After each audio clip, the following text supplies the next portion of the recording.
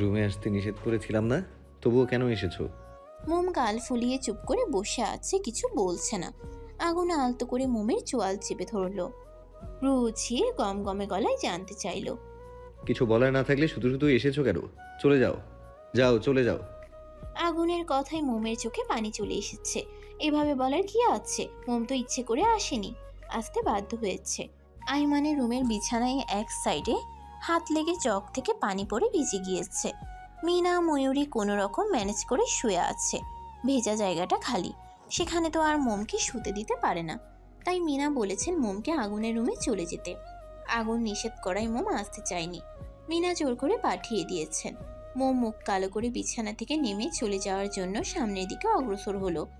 দরজা খোলার আগেই আগুন এসে হাত টেনে পুনরায় বিছানায় এনে বসিয়ে দিল। মোম হাত ছাড়ানোর জন্য ছটফট করছে, কিন্তু আগুনের বলিষ্ঠ হাত মোমের কোমল হাতটা শক্ত করে ধরে আছে। হাত ছাড়াতে না পেরে মোম ঢুকরে কেঁদে উঠল। আগুন হতভম্ব হয়ে গেল। মোমের কান্নার কারণ আগুনের বোধগম্য হলো না। তৎক্ষণাৎ মোমকে বুকে জড়িয়ে নিল। মোম আগুনের বুক থেকে সরে আসতে চাইল, কিন্তু পারল না। আগুনের বলিষ্ঠ হাত দুটি মোমকে মুক্তি দিল না।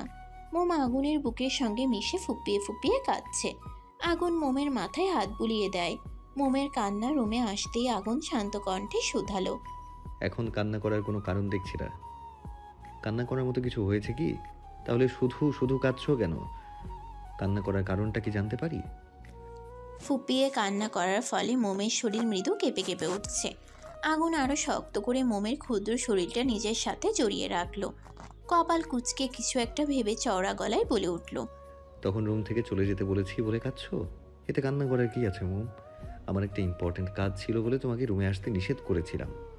মোম নিজেকে সামলে কাঁদো কাঁদো মুখ করে অভিমানী কণ্ঠে বলে উঠল, দুপুরে খাওয়ার পর রুমে আসতে নিষেধ করায় কাঁদছি না, বরং কিছুক্ষণ আগে এভাবে রুম থেকে চলে যেতে বলেছেন বলে কষ্ট পেয়েছি।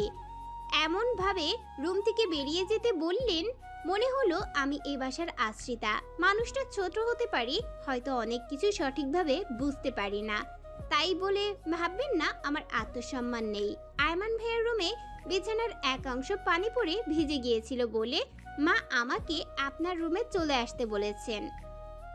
আমি আসতে চাইনি, আমি তো জানতাম আপনি কাজ করছিলেন, সেজন্যই তো আসতে চাইনি। মা এতবার বলায় ওনার কথা ফেলতে পারিনি। ভেবেছিলাম ড্রয়িং রুমে থেকে যাব, তবুও আপনার রুমে এসে আপনাকে বিরক্ত করব না। কিন্তু মা আমাকে ড্রয়িং রুমে দেখলে খারাপ ভাবতেন, তাই আপনার রুমে চলে আসতে হলো। আমি আন্তরিকভাবে দুঃখিত, এরপর থেকে বিষয়টা খেয়াল রাখবো। তবে আপনার কথায় মোম কষ্ট পেয়েছে মাস্টার মশাই, মোমের বুকে ব্যথা করছে। বলতে বলতে মোমের চোখ দুটো আবারও জলে টইটম্বুর হয়ে গেল। আগুনের খারাপ লাগলো, এভাবে বলা উচিত হয়নি। মেয়েটার ক্ষুদ্র মস্তিষ্কে আগুনের কথার বাজে ইফেক্ট পড়েছে। এতটাই বাজে ইফেক্ট পড়েছে যে মেয়েটা নিজেকে আশ্রিতা ভেবে বসেছে। আগুন তো চাইলে কাজ করার জন্য নিজে ড্রয়িং রুমে বা বারান্দায় চলে যেতে পারতো। কি দরকার ছিল মোমকে রুম থেকে বেরিয়ে যেতে বলার? তবে মোমের সরল স্বীকারোক্তি আগুনকে মুগ্ধ করেছে। অনেক ওরা তো ভেতরে ভেতরে অভিমান পুষে রেখে কত টালবাহানা করে। সেই হিসেবে আগুনের বউটা তো চমৎকার। আগুন দীর্ঘশ্বাস ছাড়ল। মোমকে বুক থেকে সরিয়ে খসখসে দু হাতের অঞ্জলি পুটে মোমের মুখশ্রী তুলে নিল। বউয়ের কপালে দৃঢ়ভাবে নিজের ওষ্ঠ ছুঁয়ে দিল। মোম চোখ বন্ধ করে নিল। মুহূর্তেই অক্ষি কোটরে জমানো নোনা পানি গড়িয়ে পড়ল গালে। আগুন সেই পানি মুছে দিয়ে শীতল গলায় বলল, সরি মোম, তোমাকে কষ্ট দেওয়ার জন্য। মোমের মাস্টার মশাই এতগুলো সরি। আর কখনো এইভাবে বলবো না।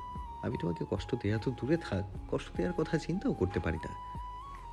মোম মায়া ভরা নয়নে তাকায় স্বামীর আদলে। লম্বা শ্বাস টানলো আগুন। মোমের চোখের দিকে চেয়ে পুনরায় কণ্ঠ খাদে এনে রাশভারী গলায় বলল, আর বারবার আপনার রুম বলছো কেন? বলবে আমাদের রুম। আমার যা কিছু আছে সব কিছুতে তোমার সমান অধিকার আছে। নিজেকে কখনো ছোট ভাববে না। মনে রেখো, তোমার মাস্টার মশাই সর্বদা তোমার সাথে আছে। আর মন খারাপ করো না, ঠিক আছে? মোম মাথা নিচু করে ব্যগ্র কণ্ঠে জবাব দিল। আচ্ছা। আগুন ভ্রু কুচকে চওড়া গলায় জানতে চাইল, সত্যি? আর মন খারাপ করবে না তো? মোম দুদিকে মাথা নেড়ে বুঝালো সে মন খারাপ করবে না। আগুন নিরেট স্বরে বলল, তাহলে একটু হাসো। মোম মুখ গোমড়া করে রাখলো। আগুন মোমের ঠোঁটে আঙুল ছুঁয়ে শীতল কণ্ঠে বলল, না হাসলে মনে করবো এখনো রাগ করে আছো। একটু হাসো না ছকিনার মা। লাস্টের কথাটা আগুন সুর টেনে বলল। মোম ফিক করে হেসে ফেলল। মোমের হাসি দেখে আগুনেরও অধর কোণে হাসি ফুটে উঠল। আগুন প্রশান্তের নিঃশ্বাস ত্যাগ করলো। বউয়ের যে এত জ্বালা সেটা আগুন হাড়ে হাড়ে টের পাচ্ছে। বিয়ে না করলে তো কখনোই জানতেই পারতো না বউরা এত ছিচকান্দুনে হয়। আশানুর প্রায়ই ফোন করে আফিফা তাকে কিভাবে জ্বালিয়ে মারে সেসব আগুনকে বলতো। এতে আগুনের কোনো ভাবান্তর হতো না। বউয়ের যে এত জ্বালা সেটা আগুন হাড়ে হাড়ে টের পাচ্ছে। বিয়ে না করলে তো কখনো জানতেই পারতো না বউরা এত ছিচকাদরে হয়। আশানুর প্রায়ই ফোন করে আফিফা তাকে কিভাবে জ্বালিয়ে মারে সেসব আগুনকে বলতো। এতে আগুনের কোনো ভাবান্তর হতো না। কিন্তু এখন নিজের বউ কথায় কথায় কেঁদে ফেলায় আশানুরের কষ্টটা কিছুটা হলেও উপলব্ধি করতে পারছে। ভাগ্যিস মোম আফিফার মতো তেরামি করে না, আগুনের সকল কথা মেনে চলে। মোম কত শান্তশিষ্ট, নয়তো বদরাগে আগুনের সাথে 2 দিনও সংসার করতে পারতো না। মিনা ঠিকই বলেছেন, মোম ভীষণ লক্ষ্মী একটা মেয়ে। এই প্রথম বাবাকে মনে মনে ধন্যবাদ জানালো আগুন, এত মিষ্টি একটা বউ এনে দেওয়ার জন্য। রাশেদের সাথে কোনো এক অজানা কারণেই আগুনের বনিবনা হয় না। আগুন বিছানা থেকে উঠতে উঠতে মোমকে উদ্দেশ্য করে বলল, শোনো, এখন একটু ঘুমিয়ে নাও। বিকেলে ময়ূরকে নিয়ে শপিং মলে চলে যেও। আইমান থাকবে তোমাদের সাথে, সেজন্য কোনো অসুবিধা হবে না আশা করি। মোম চঞ্চল কণ্ঠে শুধালো, কেন যাব? শপিং মলে মানুষ কি করতে যায়? অবশ্যই শপিং করতে যায়, তাই না? মোম চনমনে কণ্ঠে বলল। কিন্তু আমার তো শপিং করার কোনো প্রয়োজন নেই, সবকিছুই আছে। আগুন বিরক্ত হলো, ধমকে উঠে বলল, হাজার থাক, তবু আমি যখন বলেছি তুমি শপিংয়ে যাবে মানে যাবে। কথার অবাধ্যতা আমি পছন্দ করি না মোম। মোমের মুখটা চুপসে গেল, গোমরা মুখে জবাব দিল, ঠিক আছে যাব। আপনি যাবেন না? না, আমার একটা কাজ আছে, সেখানে যেতে হবে। কোথায় যাবেন? এত কথা বলছো কেন? যেটা বললাম সেই কাজটা করো। আমার ঘুম আসছে না, আমি এখন ঘুমাবো না। ঘুম না আসলে চুপ করে শুয়ে থাকো। মোম ব্যগ্র গলায় বলে ওঠে। এখন শুতে ইচ্ছে করছে না, চলুন আমরা বসে বসে গল্প করি। আগুন ফোঁস করে নিঃশ্বাস ছেড়ে কপট রাগ দেখিয়ে বলল, আমার গল্প করার সময় নেই, বললাম না কাজ আছে। কথা কেন শুনছো না মোম? মোম ঠোঁট উল্টে বলল, শুতে মন না চাইলে সেটা আমার দোষ নাকি? আচ্ছা তাহলে তুমি বসে থাকো। আগুনের গা ছাড়া ভাব মোমের পছন্দ হলো না। কিঞ্চিত রাগ নিয়ে বলল, দূর, আমি শপিং করতে যাব না।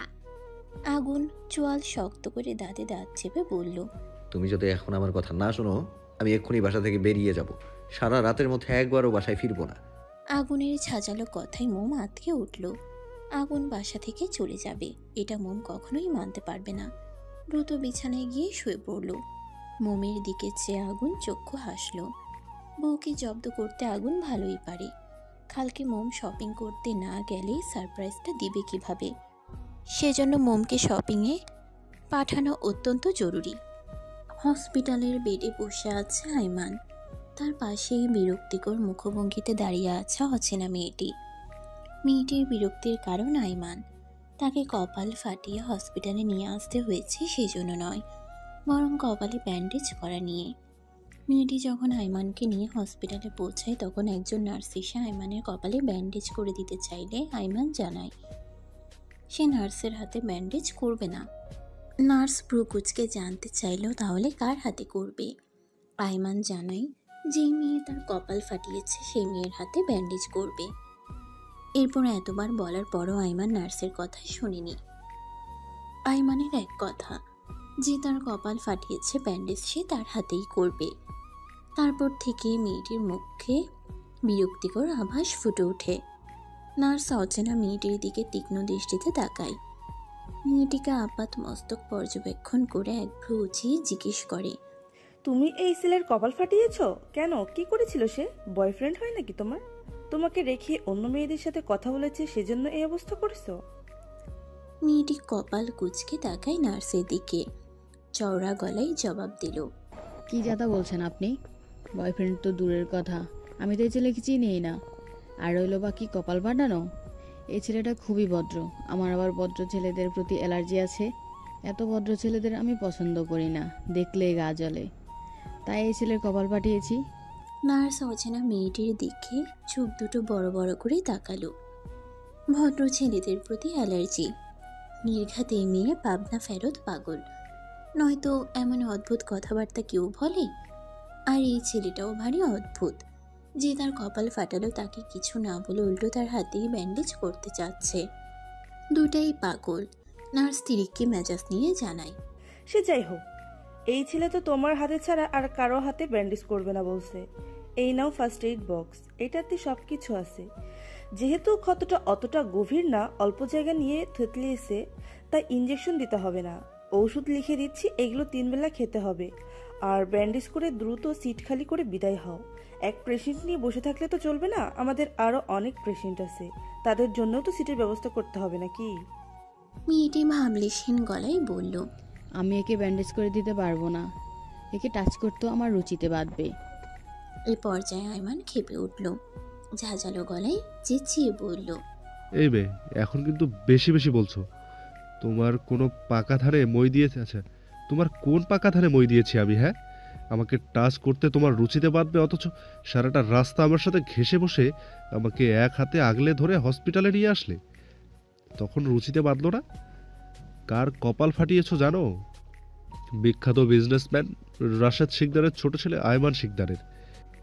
এই অপরাধে আমি চাইলে তোমাকে জেলের ঘানি টানাতে পারি। তখন তোমার চ্যাটাং চ্যাটাং কথা কোথায় যায় আমিও দেখব। এই কথায় মেয়েটির মুখ খানিকটা চুপসে গেল। জেলখানায় গেলে বাবা ভীষণ কষ্ট পাবে, হয়তোবা রাগও করবে। তার থেকে বরং এই উটকো ঝামেলাকে কপালে ব্যান্ডেজ করে দিয়ে বিদায় করে দেওয়াই ভালো। সেটাই ভালো হবে। ইচ্ছে না থাকা সত্ত্বেও আইমানের কপালে ব্যান্ডেজ করে দিচ্ছে অচেনা মেয়েটি। আইমান এক দৃষ্টিতে তাকিয়ে আছে মেয়েটির শ্যামলাটে মুখশ্রী দিকে। মেয়েটির নজর আইমানের থেতলে যাওয়া কপালে।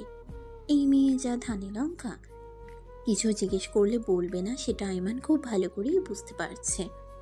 মুহূর্তেই মাথার মধ্যে দুষ্টু বুদ্ধি খেলে গেল। খানিকটা গলা খাকারি দিয়ে ব্যগ্র গলায় শোধালো, বাবুরাম্মু, তোমার বাসা কোথায়? মেয়েটি ভেবাচেকা খেয়ে গেল। আশেপাশে নজর বুলালো। না, এই রুমেও ছাড়া আর কোনো মেয়ে নেই। নার্স ওষুধ লিখে আরও কিছুক্ষণ আগে এখান থেকে চলে গিয়েছে। তাহলে কি কথাটা ওকে উদ্দেশ্য করে বলল? ভ্রুকুচকে তাকায় আইমানের দিকে। নাক ফুলিয়ে চওড়া গলায় বলে ওঠে, এই কাকে বাবুরাম্মু বলছেন? আমাকে? আপাতত তুমি ছাড়া এখানে তো কেউ নেই। আপনার কি মাথা আগে থেকেই সমস্যা, নাকি আমি মাথায় আঘাত করার পর সমস্যা সৃষ্টি হয়েছে? আইমান তাচ্ছিল গলায় বলল, আগে আমি একদম ঠিক ছিলাম, কিন্তু তোমাকে দেখার পর থেকে আর ঠিক থাকতে পারছি না বাবুরাম্মু। তখন থেকে কি বাবুরাম্মু বাবুরাম্মু বলছেন? আমার তো এখনো বিয়ে হয়নি, বাবু আসবে কোথা থেকে? আইমান দুষ্টু হেসে বলল, তুমি চাইলে খুব শীঘ্রই আমাদের বাবু চলে আসবে, শুধু বলো তুমি রাজি কিনা। আপনার সাথে এসব ফালতু কথা বলার সময় আমার নেই। ব্যান্ডেজ করা হয়ে গিয়েছে, এখন ঘরের ছেলে ঘরে ফিরে যান। আইমান গোমরা মুখে উত্তর দিল, যা, এত তাড়াতাড়ি ব্যান্ডেজ করা হয়ে গেল? ব্যাপার না, চলো আমরা একসাথে বসে কিছুক্ষণ কথা বলি। আমার আপনার সাথে কথা বলার কোনো ইচ্ছে নেই। বলেই রুম থেকে চলে যেতে উদ্যত হতেই আইমান মেয়েটির হাত টেনে ধরল। মেয়েটি ভ্রুকুচকে তাকায়, চেঁচিয়ে বলে উঠল, আমার হাত ধরেছেন কেন? হাত ছাড়ুন। আইমান বেড থেকে নেমে বাঁকা হেসে বলল, রাশেদ শিকদারের ছোট ছেলে আয়মান শিকদারকে ভরা রাস্তায় জনসম্মুখে মারার চেষ্টা করছে এক যুবতী মেয়ে। আল্লাহর অশেষ কৃপায় মৃত্যুর মুখ থেকে ফিরে এসেছে সে। আয়মান শিকদারের ভাষ্য মতে সে মেয়েটির উপকার করায় মেয়েটি কোনো কারণ ছাড়াই তাকে হত্যা করতে চেয়েছে। পুলিশের কাছে জবানবন্দি দিয়েছে রাশেদ শিকদারের ছেলে। এই হলো মেয়েটির ছবি।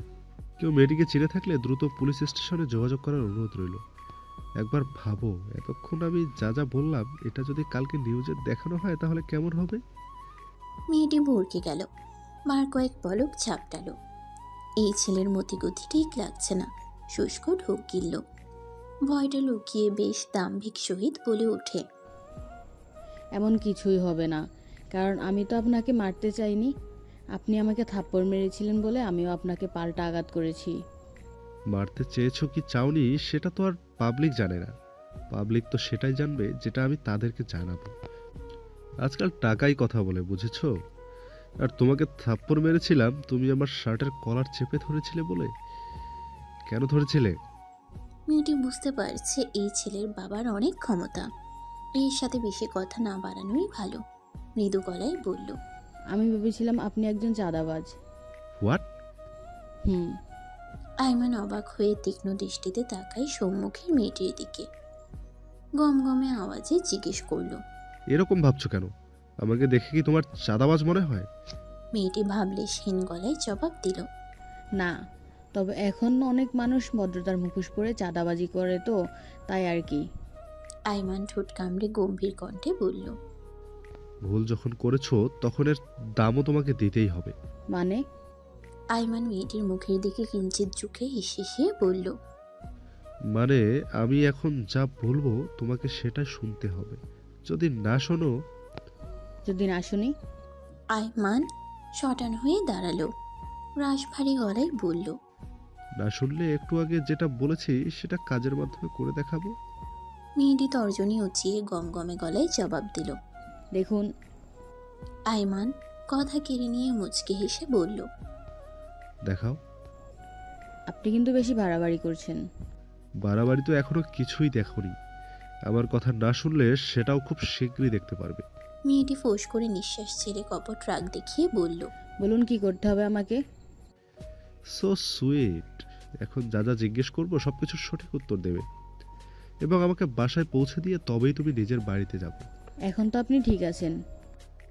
ভুল, আমি ঠিক নেই। একা একা বাসায় যেতে পারবো না। মাথা ঘুরে যদি পড়ে গিয়ে আবার ব্যথা পাই তখন। তাই তোমাকেও সাথে যেতে হবে। তাছাড়া তোমারও বাসাটা চেনা হয়ে যাবে। তবে আপাতত ভাসুরের বাসাটা চেনে রাখো। মেয়েটি দাঁতে দাঁত চেপে বলল, কি বললেন? বাসুর? এখানে আবার বাসুর আসলো কোথা থেকে? আইমান মেয়েকে হেসে জবাব দিল, কিছু বলিনি। আচ্ছা, তোমার নাম কি? বাসা কোথায়? কোন ক্লাসে পড়ো? বলবো না। বলতে তো হবেই। মনে আছে তো? আমার কথা না শুনলে। মেয়েটি বিরক্তি নিয়ে বলে, আনিকা, ইন্টার সেকেন্ড ইয়ারে পড়ি, সামনে এক্সাম দিব। আমার বাসার ঠিকানা বলবো না। আইমান ঠোঁট কামড়ে হাসে, উচ্ছ্বসিত কণ্ঠে বলল, যতটুকু বলেছো এনাফ। বাসার ঠিকানা বলতে হবে না, আমি নিজেই খুঁজে নিতে পারবো। আপনি কেন আমাদের বাসা খুঁজবেন? সেটা এখন তোমার না জানলেও চলবে। দেরি হচ্ছে, চলো। আনিকা সামনের দিকে হনহনিয়ে হাঁটা ধরল। আইমান ফের পিছু ডাকল। চোয়াল শক্ত করে তাকাই সে। আইমান মিটে মিটে হেসে ব্যগ্র গলায় বলল, একা হাঁটতে কষ্ট হচ্ছে, তোমার সাপোর্ট দরকার। আনিকা দীর্ঘশ্বাস ছাড়ল। না চাইতেও আইমানের এক বাহু আঁকড়ে ধরে হাঁটতে লাগলো। আইমান বাহু ছাড়িয়ে আনিকার কাজ ছড়িয়ে ধরল। আনিকা কটমট করে তাকাতেই আইমান জানায়, এভাবে তাকিও না, আমার লজ্জা লাগে। আর বাহু আঁকড়ে ধরায় ঠিক মতো হাঁটতে পারছিলাম না, এখন একদম পারফেক্ট। আইমান বাসায় পৌঁছে আনিকাকে বিদায় নেওয়ার সময়ও মেয়েটাকে চালাতে ভুলল না। আইমানের কপালে ব্যান্ডেজ দেখে মিনা অস্থির হয়ে পড়লেন। আইমান মাকে শান্ত করে বলল, হাঁটতে গিয়ে পিচঢালা রাস্তায় হোঁচট খেয়ে পড়ে কপালে কিছুটা ব্যথা পেয়েছে। এখন সে ঠিক আছে। মিনা নিজ হাতে ছেলেকে ভাত খাইয়ে ওষুধ খাইয়ে দিলেন। আইমান চলে গেল ভাইয়ের সাথে কথা বলতে। আগুন ভেবেছিল আইমানকে কিছু করা কথা শুনিয়ে দিবে, কিন্তু আইমানের কপালে ব্যান্ডেজ দেখে আর রাগারাগি করল না। আইমান আগুনের রুমে এসে দেখে দরজা খোলাই আছে। তবুও একবার টোকা দিয়ে মৃদুস্বরে ডেকে উঠল, ব্রো, ভেতরে আসবো? আগুন গমগমে গলায় জবাব দিল, না। আইমান হক চুকিয়ে যায়। লেট করেছে বলে হয়তো ভাই রাগ করেছে। সাফাই দেওয়ার প্রস্তুতি নিতেই আগুন রুম থেকে বেরিয়ে দরজা আটকে দিল। গম্ভীর কণ্ঠে বলল, আমার সাথে আয়, মোম ঘুমোচ্ছে। রুমে কথা বললে ওর ঘুমের ব্যাঘাত ঘটবে। আইমান চলল ভাইয়ের পিছু পিছু। আগুন ড্রয়িং রুমে এসে থামলো। সোফায় বেশ আয়েশ করে বসলো। আইমানকে ইশারায় পাশে বসতে বলল। আইমান বসল। আগুন ভারী গলায় জানতে চাইল, যেই কাজটা করতে বলেছিলাম করেছিস? হ্যাঁ, তুমি চিন্তা করো না, সঠিক সময় এসে পড়বে।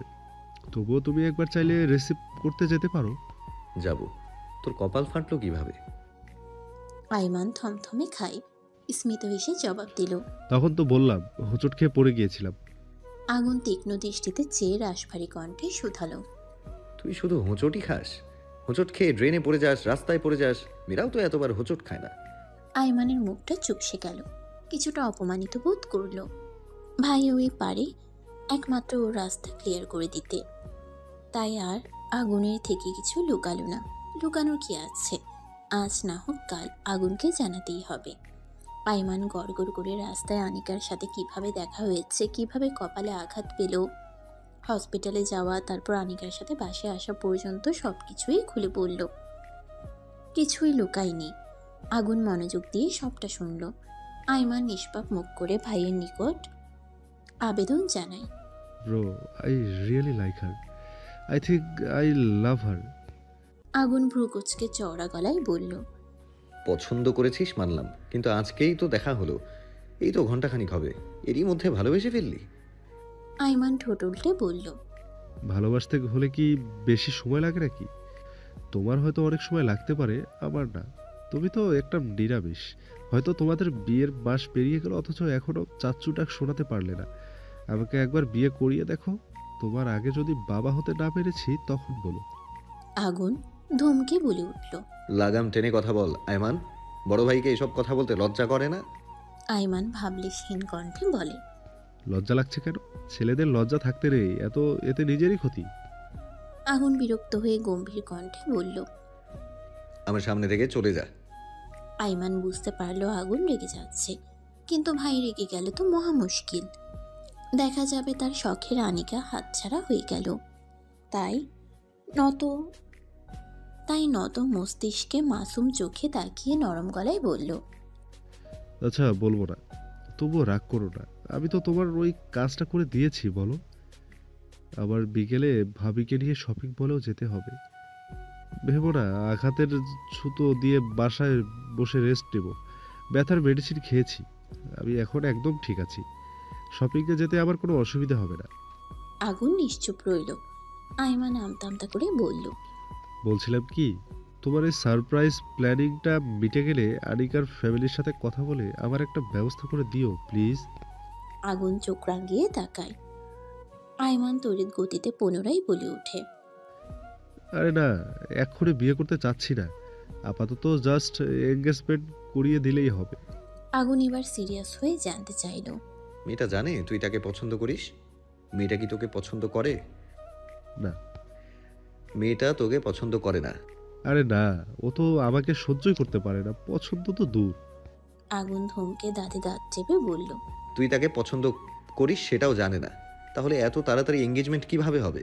মেয়েটা যদি রাজি না থাকে তাহলে তার ইচ্ছার বিরুদ্ধে গিয়ে আমি কখনোই তোদের এঙ্গেজমেন্ট করাবো না। আইমান একটু ভেবে বলে। আনিকা যদি রাজি থাকে তখন তো আর কোনো সমস্যা থাকবে না, তাই না? ঠিক আছে, আনিকাকে রাজি করানোর দায়িত্ব আমার। ও রাজি হয়ে গেলেই তুমি ওর ফ্যামিলির সাথে কথা বলবে, ওকে? দেখা যাক, আগে রাজি তো করা, পরেরটা পরে ভেবে দেখা যাবে। আগুন উঠে দাঁড়ায়, খ্রস্ত পায়ে প্রস্থান করলো নিজের রুমের দিকে। দরজা আটকে বিছানায় আসে। এখনো বেশ কিছু কাজ বাকি আছে। আশা করা যায় বিকেলের মধ্যেই সকল কাজ কমপ্লিট হয়ে যাবে। এখন একটু রেস্ট নেওয়া যাক। মোম উবাস ফিরে শুয়ে আছে। আগুন ভ্রু কুচকে তাকায়, বিড়বিড় করে বলে। ঘুম পাগলি বলে ঘুম আসছে না, তাহলে এখন কে ঘুমাচ্ছে? মম নয় তো কে? আমার বউ? ও হ্যাঁ, সকিনার মা। না না, আমার হবু বাবুর আম্মু। আগুন নিজের বোকা বোকা কথায় নিজেই কিঞ্চিত মুচকে হাসল। নিজের বালিশ মোমের বালিশের সাথে মিলিয়ে মোমের শরীর ঘেঁষে শুয়ে পড়ল। পেছন থেকে মোমকে শক্ত করে জড়িয়ে ধরে কাছে নিয়ে আসলো। এভাবে কিছু মুহূর্ত কাটার পর আগুন ঝুঁকে নিজের মুখটা মোমের মুখের কাছে আনলো। মোমের কোনো হেলদোল নেই, সে আরামে ঘুমোচ্ছে। মোমের মুখের সামনে আসা কিছু বেহায়া চুলগুলো আঙ্গুল দিয়ে কানের পিঠে গুজে দিল। এই চুলগুলোর প্রতি আগুনের ভীষণ হিংসা হচ্ছে। এই কোমল নরম মুখে কেবল আগুনের ওষ্ঠের বিচরণ ঘটবে, আর কারো আধিপত্য বিস্তার আগুন সহ্য করতে পারবে না। সেটা চুল হলেও না। এই বেহায়া চুলগুলো উড়ে এসে আগুনের বইয়ের মুখে কি সুন্দর তাদের জায়গা করে নিচ্ছে। এতে আগুন চরম বিরক্ত। ভারী কি নিঃশ্বাস ছেড়ে উত্তপ্ত নরম ওষ্ঠপুট ছুঁয়ে দিল মোমের মসৃণ গালে। গাঢ় করে একটা চুমু খেয়ে তৎক্ষণাৎ নিজেকে সরিয়ে নিল। মোমের কানের কাছে মুখ নিয়ে ফিসফিস করে বলল, বিয়ের পর তোমাকে নিজে থেকে কিছুই দেইনি আমার কোমলমতি। এখন যেই সারপ্রাইজগুলো দিব আশা করি পুষে যাবে। যদিও মানুষের চাহিদার শেষ নেই, আমি সর্বোচ্চ চেষ্টা করব তোমার সকল চাহিদা পূরণ করার। তবে এই সুখের পাশাপাশি তোমার কপালে দুঃখও আছে, তুমি তৈরি থেকো। বলেই মোমকে বুকের সঙ্গে মিশিয়ে শুয়ে পড়ল। মানুষের জীবন একটি কঠিন চক্র। এই চক্র মৃত্যুর পূর্ব পর্যন্ত শেষ হবার নয়। এই কঠিন চক্রের বেড়াজালে থেকে প্রতি মুহূর্তে লড়াই করে বাঁচতে হয়, টিকে থাকতে হয় এই সাময়িক সময়ের জন্য আসা পৃথিবীতে। এই মানুষগুলো ঘুমানোর আগে কত শত স্বপ্ন বুনে, সেটাই থাকে কত আকাঙ্ক্ষা। অথচ কখনো কখনো ঘুম ভাঙলে সেই সোনালি স্বপ্নগুলো কালো অন্ধকারে ঢেকে সেখানে প্রতিস্থাপিত হয় কত শত বিষাদের ছায়া। বিকালের মধ্যভাগ শেষে সময়টা প্রায় সন্ধ্যার কাছাকাছি। তবুও যেদিন সূর্য তার দাপট দেখাতে বলছে না। ব্যবসা গরমে অতিষ্ঠ করে তুলেছে ধরণী। নেই কোনো হিমশীতল বাতাস, থেমে থেমে ধুলোবালি নিশ্চিত্তে উড়ে বেড়াচ্ছে। সেই সাথে সিএনজি গাড়িগুলোর বিষাক্ত কার্বন ডাইঅক্সাইড পরিবেশকে করে তুলেছে আরও অসহনীয়। এইরকম পরিবেশে কত শত মানুষের ব্যস্ততা। গাড়িতে বসে বসে মোমের কোমর ব্যথা হয়ে গিয়েছে। শপিং শেষ করে ফিরে আসার পরে রাস্তায় জ্যামে আটকা পড়েছে তারা। সাথে আছে আইমান, ময়ূরী আর তাদের পরিচিত এক ড্রাইভার। এই ড্রাইভার পার্মানেন্ট না, ভাড়া করা। কারণ গাড়িটা আগুনের। আগুনের গাড়ির জন্য আলাদা কোনো ড্রাইভার নেই, সে নিজের গাড়ি নিজেই চালায়। আইমানও গাড়ি চালাতে পারে, কিন্তু ও অসুস্থ হলে আগুন ড্রাইভিং করতে নিষেধ করেছে। ভাড়া করে একজন পরিচিত ড্রাইভার ঠিক করে দিয়েছে ওদের জন্য। আইমান সামনের সিটে বসেছে, পেছনে মোমকে সাথে নিয়ে ময়ূরী বসেছে। ময়ূরী সিটে মাথা হেলিয়ে ঝিমাচ্ছে। এসি যুক্ত বিলাসবহুল গাড়ি বলে বাইরের আবহাওয়া উপলব্ধি করতে পারছে না। নয়তো বুঝতে পারত খেটে খাওয়া মানুষদের কত কষ্ট, বুঝতে পারত তাদের শরীরের আঘাতের চিহ্নগুলোর পিছনে কত পরিশ্রম লুকিয়ে আছে।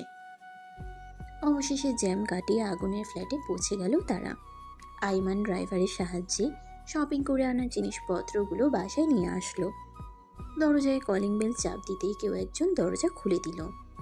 মোম দরজার সামনে দাঁড়িয়ে থাকা মানুষটিকে দেখে চমকে উঠল। বিস্ময়কর দৃষ্টিতে তাকিয়ে রইল কিয়ৎকাল। পর মুহূর্তেই ঝড়ের গতিতে হামলে পড়ল তার বুকে। মৃদু আওয়াজে চিৎকার করে কেঁদে উঠল, ক্ষীণস্বরে ডেকে ওঠে, মা। মোমের মা আতিফা বানু মেয়ের মাথায় স্নেহের হাত বুলিয়ে দেন। মোম ফুপিয়ে ফুপিয়ে কাঁদছে। মেয়েকে বুক থেকে তুলে পরম আদরে কপালে চুমু এঁকে দিলেন। চোখের পানি মুছে দিয়ে মুচকি হেসে বললেন, কেমন আছিস মা? মোম আবারও মায়ের বুকে মাথা রেখে শক্ত করে জড়িয়ে ধরল। কাঁদো কাঁদো গলায় জবাব দিল, ভালো, তুমি কেমন আছো? তোমার কথা অনেক মনে পড়তো মা। ভালো আছি রে, আর কাঁদিস না, ভেতরে আয়। এভাবে দাঁড়িয়ে থাকবি নাকি? সব কথা দরজার সামনে দাঁড়িয়ে বলে ফেলবি? তোর শ্বশুর বাড়ির মানুষ দুজন তো বাইরে দাঁড়িয়ে আছে, সেদিকে খেয়াল আছে? মোমের হুঁশ ফিরল। কিঞ্চিত হেসে নিজের মাথায় আলতো চাপড় মেরে জানায়, একদম ভুলে গিয়েছিলাম। আইমান ময়ূরীর দিকে তাকিয়ে আতিফাকে উদ্দেশ্য করে বলল, উনি আইমান ভাইয়া সম্পর্কে আমার দেবর হয়, আর ময়ূরী আপুকে তো চিনোই। আইমান ময়ূরী আতিফা বানুকে সালাম দিয়ে ওনার সাথে কুশল বিনিময় করল। শপিংয়ের জিনিসপত্রগুলো ভেতরে এনে দরজা বন্ধ করে দিল। শপিংগুলো ড্রয়িং রুমে নিয়ে রাখলো। ড্রয়িং রুমে এসে মোম দেখতে পেল ওর বাবা এবং বোন সোফায় বসে আছে। বসে বসে ওর শ্বশুর রাশেদ শিকদারের সাথে কথা বলছেন। মোম এক দৌড়ে বাবার কাছে চলে গেল। বাবার কাছে গিয়ে টুকরে কেঁদে উঠল। খলিল সাহেব বসা হতে উঠে মেয়েকে বুকে আগলে নিলেন। স্মিত হেসে বললেন, আমি এসেছি বলে কি তুই খুশি হসনি? মোম বুক থেকে মুখ তুলে তুরন্ত ব্যগ্র গলায় বলে, এসব তুমি কি বলছো বাবা? তুমি এসেছো আর আমি খুশি হব না? খলিল মেয়ের চোখের পানি মুছে দিয়ে স্মিত হেসে বললেন। তাহলে কাঁদছিস কেন? মোম ঠোঁট ফুলিয়ে জবাব দেয়, এই কান্না খুশির কান্না বাবা। এতদিন পর তোমাদের দেখছি, আমি ভীষণ খুশি হয়েছি। তোমরা তো আমাকে ভুলেই গিয়েছো। ভুলিনি রে মা, জামাইয়ের থেকে সবসময় তোর খবর নিতাম।